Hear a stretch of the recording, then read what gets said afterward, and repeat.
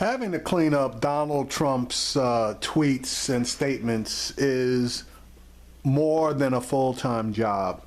Stephanie Rule interviews Anthony Scaramucci regarding Trump's statements that the attack in Germany was an attack on Christians. Now, the last time I checked, ISIS, which is who is taking credit for the attack, they have killed more Muslims than anybody else. Yet, every time that occurs, you never hear Donald Trump talking about ISIS making an attack on Islam. But when these attacks occur in European countries, Donald Trump has no problem opening in his mouth or typing his 140 characters claiming that the ISIS attacks are attacks on Christians. Anyway, here's the interview by Mr. Scaramucci, and notice, you know, he's pretty good. I got to admit, he's pretty good. He's pretty calm. He's pretty relaxed. He pushes back, but he doesn't push back in a out of control way. Here we go. Anthony Scaramucci is a member of President-elect Trump's transition team executive committee. He's also a managing partner at Skybridge Capital. Good morning, Anthony. The president-elect referenced ISIS and Islamic terrorists in his statement about the attacks. He called it an attack on Christians. We haven't heard this from anyone else. Does he know this for sure? Well, I think he's speaking very broadly, specifically on that attack. Obviously, some Christians were killed, but I think. Yeah, but obviously there were more people of religious backgrounds than just Christians that were killed. More broadly, I think what we're discovering is that there is a war on Christianity going on in that triangle known as ISIS, you know, that sort of caliphate stretch between Iraq and Syria. And I will say it again, if there's a war on Christianity, more Muslims have been killed as far as religious beliefs than any other religion. So if there's a war on Christianity, what is there, a jihad on Islam? Come on. Obviously, the Pope is upset about that as well, Stephanie, and so I'm not going to overly draw too much religious context to it. At the end of the day, this is... You shouldn't have drawn any religious context to it. You should have just said that ISIS is attacking European nations and called it a day. Unimaginable terror. This is stuff that has to be stopped. The Western societies and the Western governments have to come together here and to reject and to demolish these people, because particularly around the holidays, this is really nonsensical. And I know my heart goes out to the families, and I know the president-elect has expressed this as well through Twitter, but also in general and as a public and private remarks. We're very, very sorry to hear about this, but we now need to do things to prevent more families from having this sort of situation, this sort of tragedy in their lives, Stephanie. What kind of things? You know, the Donald Trump secret plan or the Muslim ban?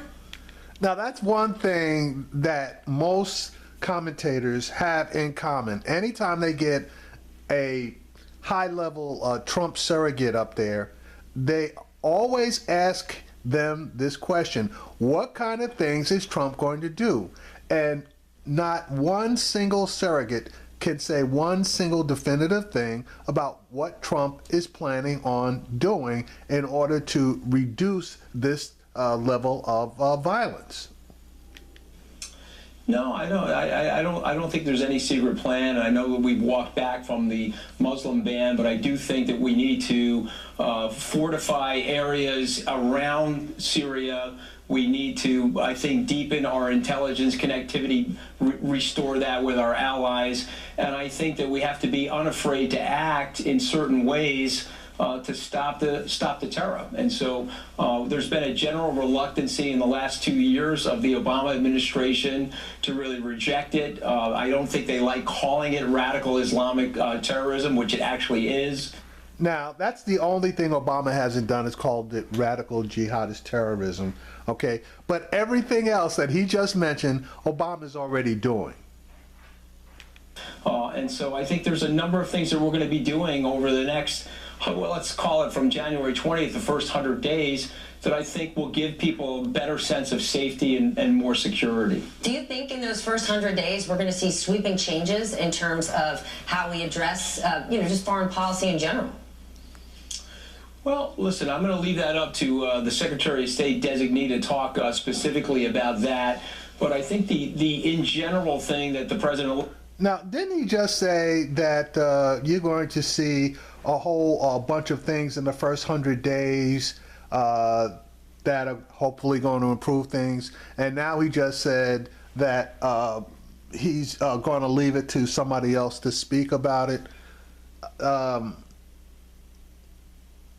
Sounds like he's trying to have his cake and eat it too there, or that he doesn't know what he's talking about. Your choice.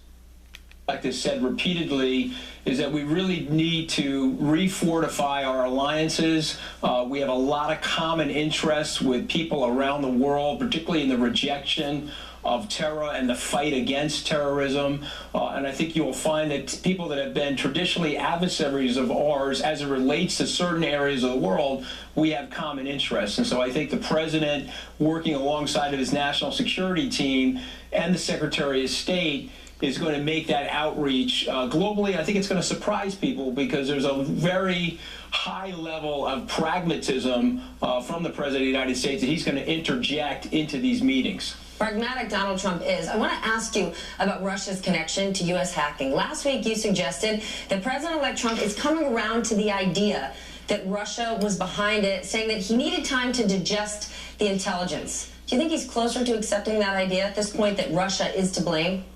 Yeah, well, listen, like I did say last week to Andrew Mitchell, I'm going to let the president-elect speak about that directly when he's ready. I know there's a press conference that he's planning, talk about the business, that specific issue and other issues. I think what we were more sore about last week was the notion that this delegitimized the election, which in fact it did not. Even President Obama said as much in his last press conference last week.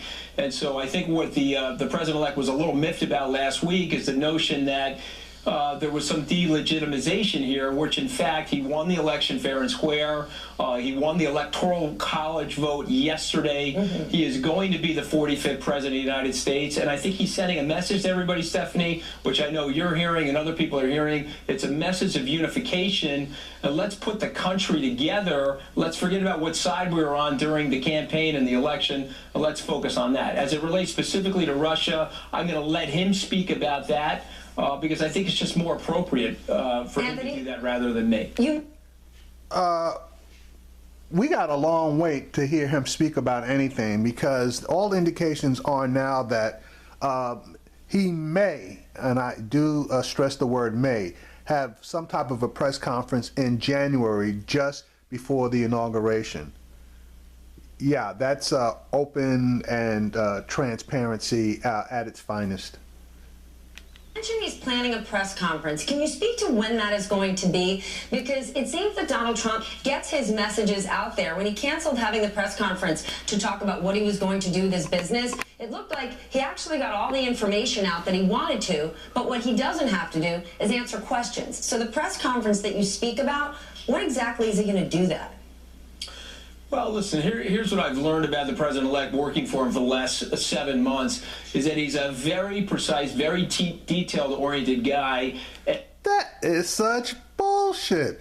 He is not precise and detail-oriented. He doesn't put facts out. He just throws out idle thoughts and lets the shit fall wherever it lands. So as far as being precise and detailed, that statement could not be further from the truth. I think he wants to make that press conference happen when he has all of the answers to all of the types of questions that he's going to get. Notice what he said, when he has all of the answers, which translates into never, because no one ever has all of the answers.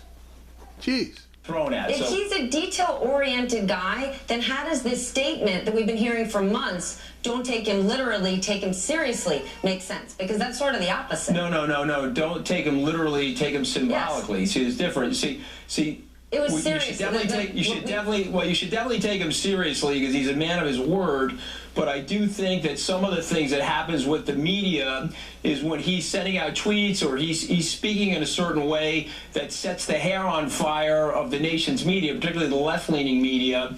I think his supporters see that more as symbolism and a rejection of sort of that egg and tomato throwing that he's experienced from June of 2015 when he announced his campaign. My hair isn't on fire by any means. It's more, we have Not your hair, Stephanie. You have actually very nice hair, I but appreciate that. There's some people out there that do get a little crazy with the president-elect. You know, part of that could be, Anthony, because he puts himself in a position where he gets to put all of his information out and doesn't have to answer any questions. So to just say the media, people's hair on fire, I think there's some level of accountability. You know, he is going to be the president of the United States, and he wanted to answer questions. Stephanie, he's the most scrutinized person in the world. He's putting a cabinet together, which is a remarkable cabinet. We're ahead of schedule. It's on time. It's ahead of budget. All those things that he likes as a real estate developer. I have to end all interviews if you go on talking points on schedule ahead of time. It means I have to end it. That's not really a talking point. You and I talk a lot, Stephanie. I didn't come with talking points. Look at my hands. There's nothing in front of me. I speak very extemporaneously on television. Not talking points at all, but I'm saying something that you probably don't like, is that he's the most scrutinized person in the world, and so a result of which, when that press conference comes, my guess is he's going to have 9 and 10 derivative-like questions, and he just wants to be ready for it, and that's why he delayed it, which I think is a sign of his great temperament and very good judgment. All right, then.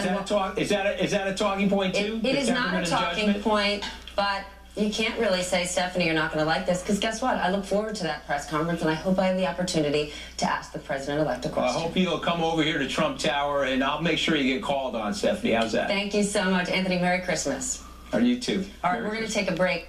You got to give it to this guy. He's cool under pretty decent fire, but he actually really didn't give us any information, any new information.